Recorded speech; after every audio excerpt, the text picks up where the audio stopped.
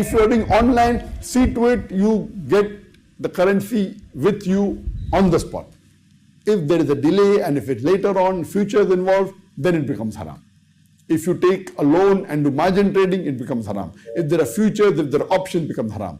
But generally, trading in foreign currency and making a profit on the spot, if it's your own money, without involving haram activities, it's permissible. Trading হালাল নাকি হারাম এই বিষয়টা আপনাদের সাথে clear করব। তবে প্রথমে ট্রেডিং সম্পর্কে কিছু কথা বলে নেই। ট্রেডিং এর ভেতরে অনেক জিনিস আছে। অ্যাকচুয়াল ট্রেডিং সেটা হচ্ছে আপনি সোজা কথা একটা কারেন্সি কিনবেন, সেই কারেন্সি যখন দাম বাড়বে তখন আপনি সেটাকে সেল করে দিবেন।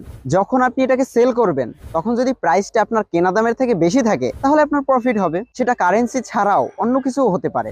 আপনি গোল্ড কিনেছেন, সেই গোল্ডের প্রাইস যখন বেড়ে যাবে তখন সেটাকে আপনি সেল করে দিবেন। তো এভাবে কারেন্সি জগতে যত জিনিস আছে বা অ্যাসেট আছে সেটাকে আপনি